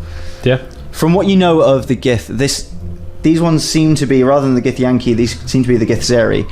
Is it of course. Gith Zeri? I'm trying. Yeah. Zerai? I just can't remember the difference Gith between them. Zerai. So the Gith Zerai, they're known more as philosophers rather than warriors. So they're quite lean. They're quite muscled, as lean as they are, but they're more thinkers than warriors. Yeah. They're not an aggressive people, thankfully. Can we think of a riddle to pose to them?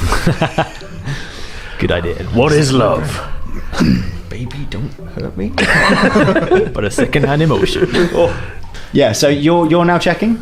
Yeah, I thought I'd check to see if the box resembles anything that I may recognise. If it is what Right. Yeah. Sure. Noe is after us Roll to for pick up. perception. You're a good 15, 20 feet away from it. No, that's pretty close still, really. Yeah, I know. I'm just. It's because you've gone inside. 7. It's a box. It appears to be a box shaped. I get it. Don't be a dick. You notice nothing. It does appear to be wood, and there appears to be a slit in the centre, so it probably opens. Maybe there's a puppy in there. We both look to Roll for perception. Roll for perception. Hrolf likes puppies. 15. 15 in total. Who doesn't like a puppy? You can't hear a puppy. You can hear something almost scratching at the inside of the box. Oh, it's not the jewels that were after them.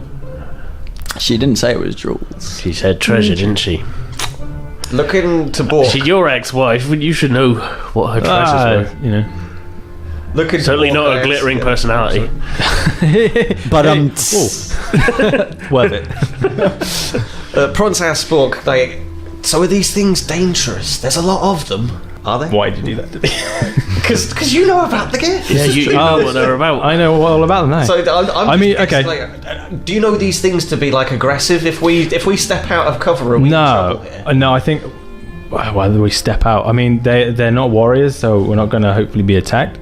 They are the more thinking type, so you might be worth chatting to them. We could go over. What do you think, Hrolf? Oh, I don't know. If it turns out to be a puppy in there, are you more willing to go over? I like puppies. Okay, let's go. Who doesn't like puppies? This is true. If there's the puppy in there. With that, then, as a threesome, I suppose we're just going to step out from behind the box en masse, and Prance will lead the way and call over to them. As Bronze is walking forward, we both tuck back down. No, that's me. You can do that if you want. Yeah, let's do it. Yeah. Okay, I'm going to need you both to roll for stealth again. Of course. This could get really wrong now, actually. That's better.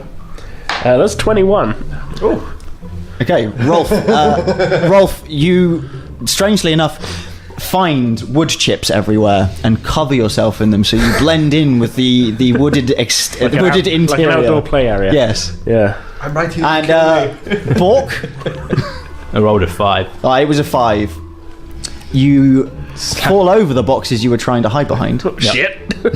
But did he fall in front of the boxes, or is he fallen behind the boxes? He, as he was stepping back, so as you're stepping backwards trying to get into cover, you don't realise you're as close as you are, and you trip backwards. In my head, it's like as if somebody went and sat behind him, and he tripped over them. That's exactly like, what it knelt is. down behind him, and he just went, "Oh shit!" Cow tipping sort of. So you're. Most of you is out of sight if something were to turn around, but your feet are up in the air because you're on your ass. Lush. Okay. So Prance having gone, how many of them have turned around? What happens next? Only the one closest to you has turned around. Okay. The rest of them are still just staring at the box. Prance waves in a really cheery kind of, hello! Aye! I want to apologise to our Scottish friends. I'm so. If Nikolai's listening to this or anyone else that we met, I'm really sorry. I can only do cliches.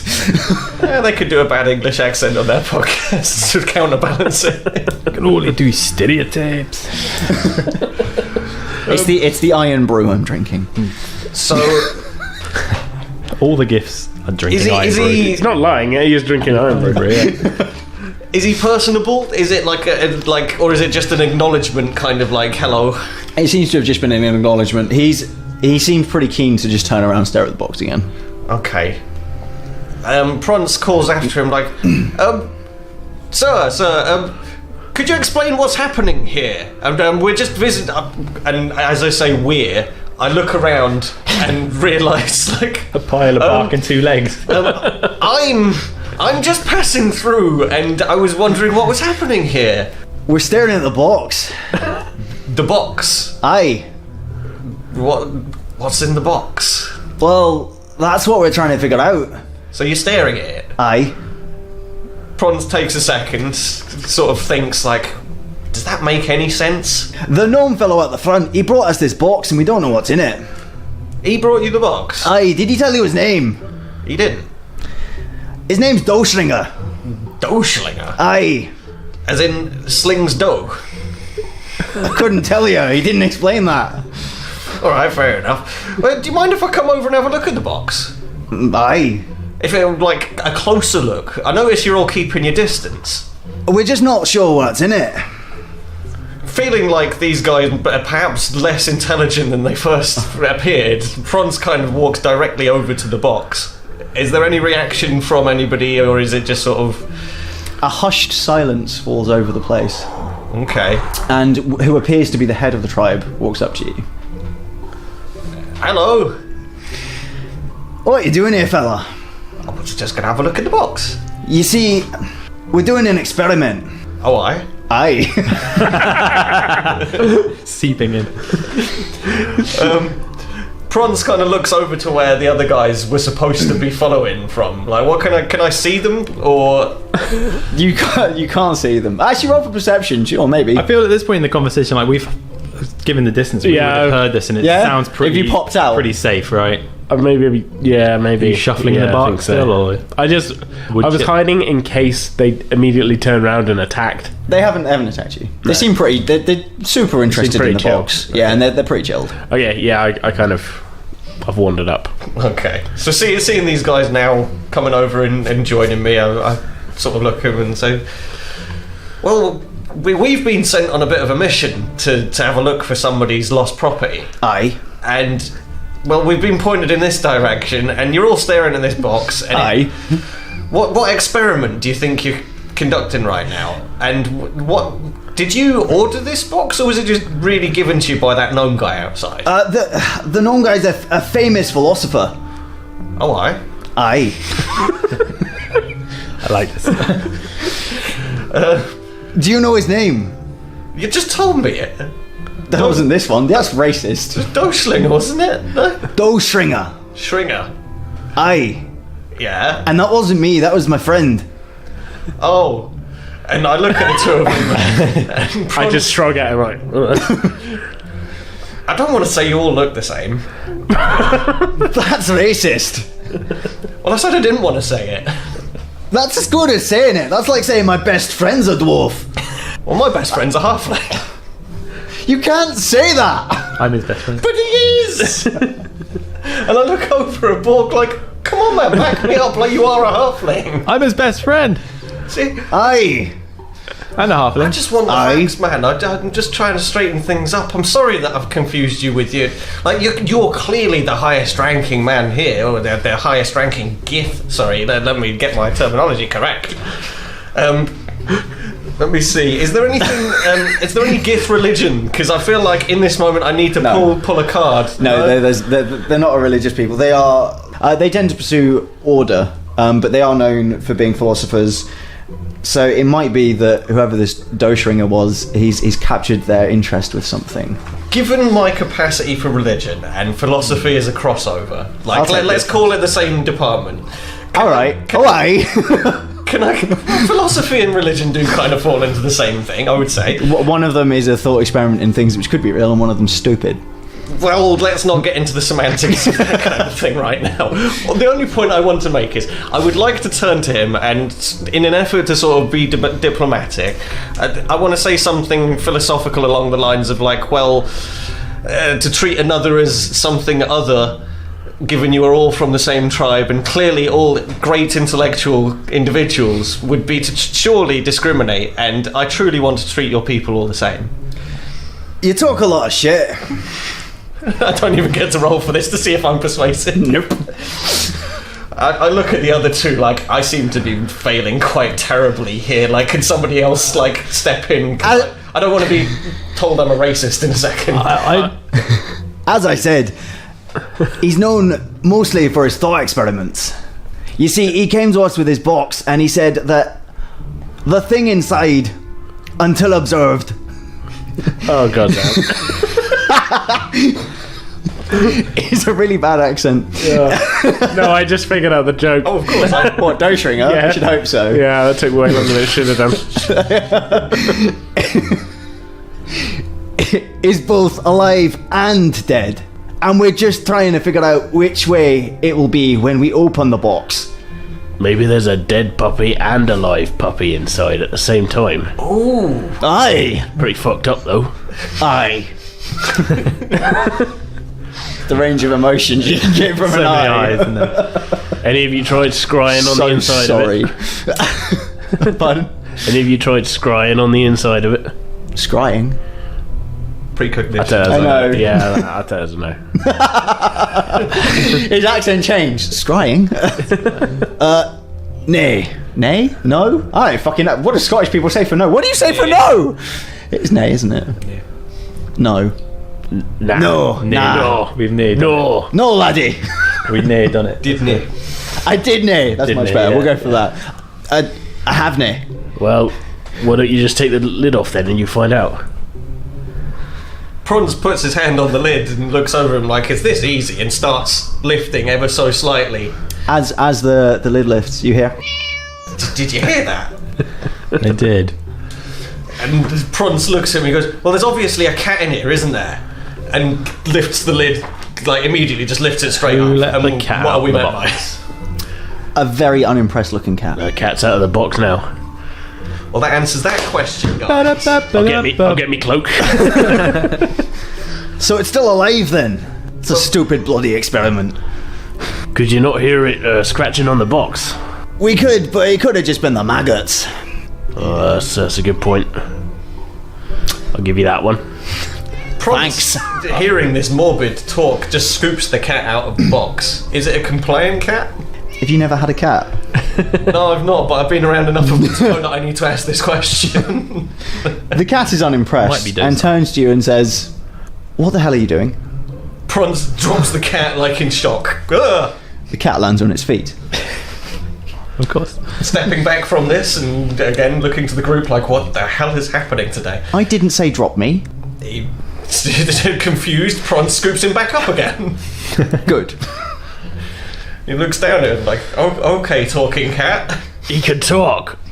He can talk? I can sing! I can't. Sorry, we can't help ourselves today. What the hell is wrong with us? I know. No, Hrolf is just thoroughly surprised by all these talking creatures that we keep going across. So what's your name, talking cat? Dave. Alright, Dave Cat. No, just Dave. Cat Dave? Okay, that's super racist. You need to stop. Fine, Dave, alright. I know I'm a cat. You all know I'm a cat. My name is Dave. I've been treading lines He's today, got a Dave. point. I'm just going to stick with Dave and not a puppy. I'll be fine. Can we go home now? Looking at the gith, like, and then looking at the cat, I'm kind of like, this thing's sentient, and you you kept it in the box. It wasn't us that put it in there. It was Doshringer. Did it not talk? Did it not, like, tell you it was alive in there? It was And probably sleeping. I looked down at Dave like, so, you corroborate what? Cats, I think, like boxes. Dave, do you like boxes? Did you put yourself in the box? The thing Let's be is- honest. Did you put yourself in the box, Dave? I fit, so I sit. This is why I don't like cats. And I've been asleep for a ride. fair while. I mean, cats sleep for 16 hours a day, guys. They're pretty useless. Life's tiring. Can I just take a moment to, with the talk of Dolschlinger, Doshringer. You don't have to say it in the terrible accent I was sorry. doing. Doorshringer. Aye! being the one that he kind of, he's saying that he did bring the box to them. He did. He brought the box to them. We've been sent out because someone stole some treasure. He did. I'm You putting will. like some very wide twos and twos together. I'm worried about this little 22s. gnome out front and why he's there's this encasing place. So reckon- without like going too alert, can I just look back and see if those doors are still open and we've not been like were they when they wedged open? The doors are still open. Okay. You're not trapped in here. I'm just keeping it for now. Just Do you reckon in the my cat mind. is the treasure? Possibly. But I'm more concerned about the little gnome. Yeah. Did The hench gnome. Yeah, thinking along those lines, Prance asked Bork, did your wife keep a cat? Because, like, I can't say that I'd treasure this all that much, but... Well, no, I mean... I'm a talking cat. Sorry, Dave. No. How am I not a treasure? I'm clearly a gift. Prance... You're a gift. These are gifts, but... Prance quickly realising that this is, yes, very much a very typical cat and is very full of itself. Kind of like... Has it just been given the power to Like, talk? he was holding him fairly close to his chest, but now he's being held, like, on his arm a little bit further away from him. Like, oh, yeah, you're that important. Right, okay. And then Dave- he's concentrating on what Bork has got to say. Dave climbs up and just sits on your head.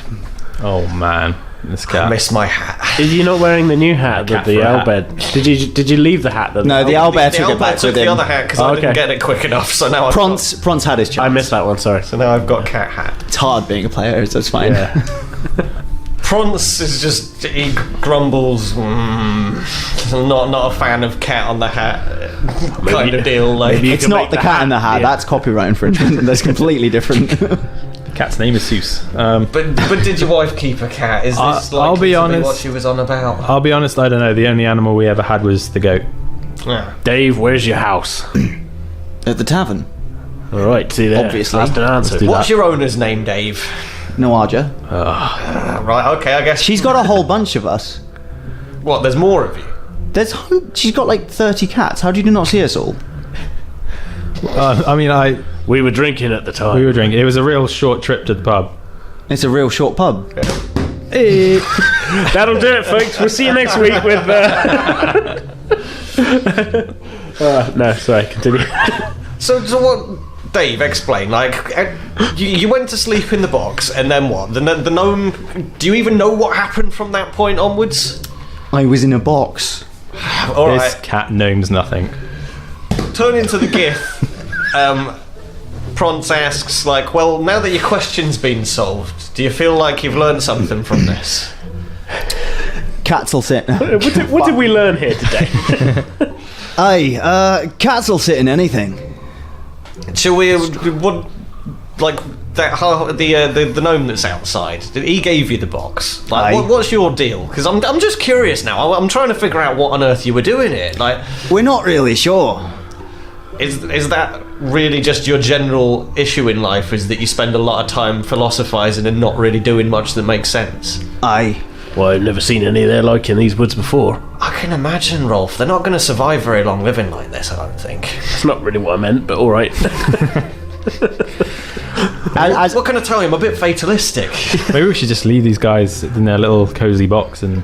As you look around during this conversation, you realise that most of the Gith have just kind of shrugged and walked off. Fair enough. Well, shall we get going then, lads? I guess we've got the treasure. Let's go and have a look at this gnome that's waiting outside, see if he's still knocking about. He might want to know that they've figured this out. Yeah. Dave, do you want to go back in the box? No, I'm quite happy on top of this guy's head. Okay. Well, let's just take the box Bronze because. just grimaces again. Do you want some pork? No. All right. I'm gonna carry There's the no box. way you have nice food anywhere on any of your persons. Are you sure? You And don't Franz know that? reaches into his pocket, squeezes what's in there, and brings his hand out with the paste of what's. And holds food. holds Okay, it yeah, up to sure. The cat. The cat nips at it until you move it away, and then the cat puts his claws into your head and leans forward to try and get the food. Franz begrudgingly now walks forwards through the remaining gates with the guys, holding one hand onto his, like, pretty much pressed to his forehead so that the cat can easily get to the food that's left there. And is just wincing because the cat's not letting go, and it's not fun. The cat purrs contentedly as it chews on your pocket pork. Okay. That's not a sentence strange I ever sentence. thought I would say. The title of episode 2. So we're getting back outside. Is the gnome still there? Is he still knocking about smoking his weed? There's still a haze as you approach the exit. There's still a haze of smoke. So, Oi, gnome. bro, We found your fucking box thing. How was the little guy? Alive, thankfully. Look at him. And Bronze is still sort of like, he's got him on his head. He's like, can you not see him? He's right here. Hey, buddy. looks up at the cat. He cannot see the cat because he's 2 foot tall. True. Does Dave react to this? Where'd you get him from? I was just walking through the forest, and I had a box out because I had my lunch in it, and I'd eaten it, and then the cat got in, and I tried to get the cat out, and it scratched me, bro. Right, so you didn't steal it from the tavern then? No, man, he just got in the box. So I figured he was happy there and started purring and fell asleep, so I picked it up and came here. Well, this all seems fairly benign.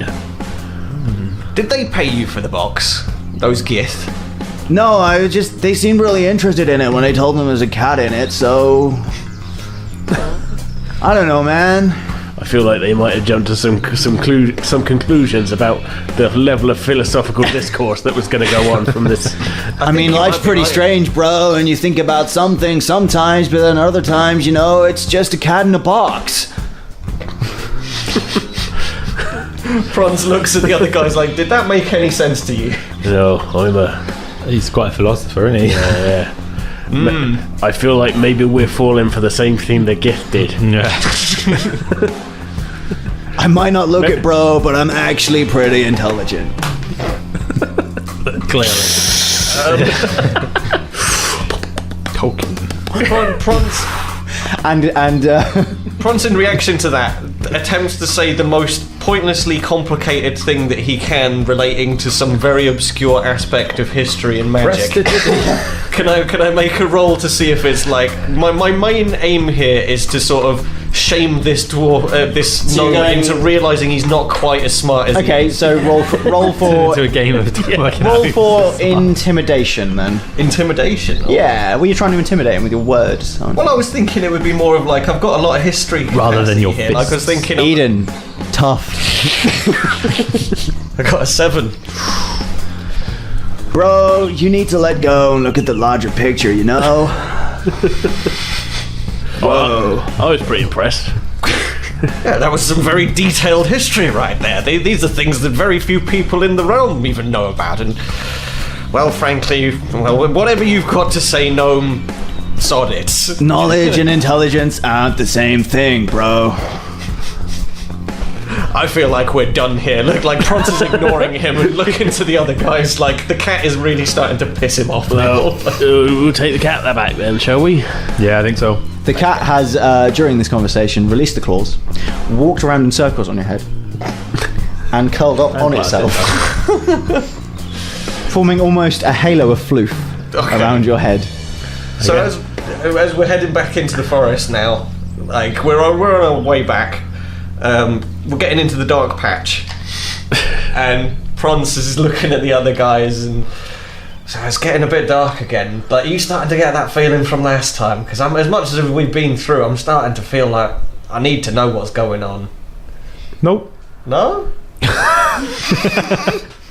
Whoa. I mean, it was a short-lived section of the forest, and a lot of forests are dark. I've got an idea though. Oh God. Even though you're not very into it and Hrolf seems to be sort of busy walking on ahead, Prance once again casts continual flame. And this time touches the cat. The cat bites you. But is that all it does? So Actually, no. The cat doesn't bite you. Go on. So what? So you're trying to cast continual flame on the cat? yeah, if the cat's just going to sit on my head, then I'm definitely doing the tap on the head thing again and touching the cat to be like, well, if you're insistent on sitting there, then this is what you get. The cat just purrs. Yeah, Fine, Prance is absolutely defeated on the fact that was meant to make the cat run off. Burning cat. The cat, and this is important, doesn't give a fuck about what you're doing. It's a cat. Dave, are you even vaguely aware of the fact that I pretty much set fire to you? I know you can't feel it, but like, I don't mean to like really hit the nail on the head here or anything, but really, is this it? I'm gonna hit you on the head. I know it's not a real flame. There's no heat. Do I look stupid to you? Your cat. How dare you, sir? That is our word. Prance once again shamed by being told he's a racist. Seems to happen a lot, really, doesn't it? Grits his teeth, glowers a bit more, looks at the guys, and continues on. Cat farts on your head. Oh. Roll Constitution. Okay. Do I feel any ominous Presidents. watching feeling? Like I'll let you know as soon as we figure out how safe. Well, I got a 17 plus 3, so my constitution, as ever, Prance's iron stomach. The smell drifts. I need both Bork and Hrolf to roll Constitution against the cat fart. Saving throws against the cat fart. That's a 10. We got a 5. We are back Hrolf, in the forest. the smell hits you, but you're pretty sturdy, so it's okay. Okay. Bork, the smell hits you, and you feel a gag, and you feel like you're going to throw up. You don't, but it's a hell of a smell. Try heaving like a cat. The cat starts purring again. You're an asshole, Dave. I'm a cat. I mean, it has an asshole. Clearly. Yeah, and then some. I thought the ass trees were bad. And what an asshole. What an asshole! Oh, that's good. So you're as you enter the forest again, you once again feel very much like you're being watched. Oh. Oh, do you feel that, boys? Again, it's back. I'm glad I set that flame off. As I look around saying this, is there anything overt? Nope, nothing obvious. You can roll for perception if you'd like. I'd like to. Go on, Hrolf. 14. Almost out of the corner of your eye, you spot something, but you can't quite get it in your glance properly. It's almost as if it's always just at the corner of your eye. Right. Can I attempt the same? You can. Okay. So mine's 11 plus... I thought it was 1 then. Got so excited. 11 plus 4. So 15. 15. In much the same way, both you and Hrolf just seem to be turning in separate circles, trying to catch this thing at the edge of your vision. It's almost as if the thing isn't a physical presence, but it's something that's just always slightly out of gaze. Recognising that I can't actually get this thing into view, and being a wizard, can I attempt some kind of Arcana check to see if there's like magic in the air or something that's playing with our perception? Yeah, you can roll for that. Oh, got a 9 plus 5, so 14. You start to realise that everything that's happened so far has been really fucking weird. It has been Only a strange just- day. Owlbears definitely can't talk. You have no reason to believe that they'd talk in a posh voice. Oh no. Or why they'd be giving riddles. Okay. With your Arcana check, it occurs to you... I wonder if I just worked this out. Keep going. It occurs to you that everything seems to have been loosely based around Bork. You don't know why you would have run into his wife or why she would be in a tavern. Bitch. So, feeling this and turning towards Bork, I'm sort of like, have you noticed anything like unusual about like coincidence today? Like your family members, we've come across an owlbear that talks, and as much as I enjoyed that, I'm not quite sure if that's right. And Hrolf, it's a bit odd that we've ran into you today as well. Why? We're in the fucking woods, aren't we? Well, we travelled out of town. Classic Hrolf. And I swear you were back in the town when we left. So I'm not sure. Well, I got out in the woods. It's a nice day. Well, that's fair enough. I can't argue with that. As you say this and the flame flickers, there's something almost reptilian in the corner of your eye. You realise that it's almost kind of a shape and you can almost see it. And it's, as you turn, you notice that Hrolf almost looks the same, and you turn back to Hrolf. But he looks like Hrolf. Classic Hrolf. Classic Hrolf. Bork, could you have a quick squint around and see if you can spot anything? Because I'm starting to feel a bit funny. Yeah, sure. 14. You turn, and as you look towards Hrolf, your wife appears in your vision, and you jolt. And you're all... Cold sweats. Both Prance and Bork wake up in the tower, with Enothe looming above them. What the hell is wrong with you? You've both been muttering about cats and arse trees for the last half an hour. Prance takes a deep breath, like...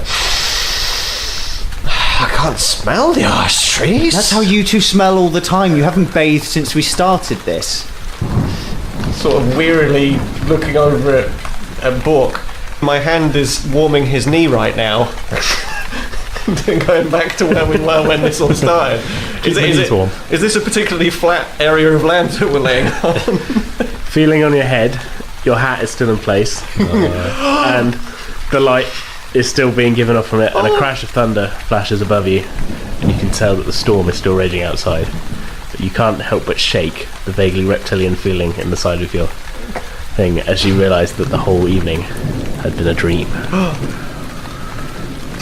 Oh, you guys. And then Prance looks at Bork as if to say, like, was it really a dream? But was it? Did we share that? You dreamt about the bridges, the owlbear. Yeah, I did. And the owlbear, yeah. He told us the riddles, and then we met the little guy that was like smoking the ash trees. He was cool. And it was potent stuff, and it wasn't very, like, it didn't taste good, but... Well, I didn't have any, you had that. And we also saw... You didn't happen to see my ex. Yeah. What? Although I don't know what she looks like, so I don't know... It still feels like something's amiss here, but looking over at Enothe, I'm kind of like... You're telling us we were asleep? You haven't even been asleep that long. How long? Half an hour maybe? You haven't shut up for the last half an hour. I've just been staring at you because it's more interesting than what's going on outside. What's going on outside? Rain. Yeah. Storm. Is there? It's generally what I can't see much out in this. So was there a tavern? Is there a tavern outside? Did we see a tavern when we came in here? No, you remember. You vaguely remember you were tired at the time. You'd taken your horses off the road to head into the forest because the storm was crashing overhead. You stumbled across this tower. You're surrounded by trees in all directions. So there's no sign of a tavern. No, We've just dreamt all of this up. I'm pretty sure you guys are alcoholics at this point. Well, can't argue with that, I suppose. Well, recognising that the storm is still going on outside, Fran's kind of like, why are you waking me up right now then? I didn't wake you up. I've just been watching you because you guys have been making loads of noise. Well, screaming about cats and boxes. Can I get a perception check from anyone who wants to make one? I'll make a perception. 14 plus 4, 18. 18. Just out the corner of your eye, you feel a little bit of movement, and this time as you look, you see a shadow on the half-destroyed upper floor of the tower, Just a shadow moving slowly further into the darkness. Hold! And that's where we're going to end today's session. Yeah. Oh! Hey-oh. But yeah. Sweet. Great work, Jason. That was awesome. Good job, Jason. Yeah. Thank you. Yeah. It was good. I hope that Yeah. turns out okay. Yeah, man. Okay, that's about going to do it for this episode. I hope you'll all agree with me that Jason did an awesome job as a first-time DM. I hope we can get him back to do it again at some point. And I really hope that you all enjoyed listening to it as much as we all did playing. We'll be back on Thursday, the 15th of February, with our next episode, so be sure to tune back in for that.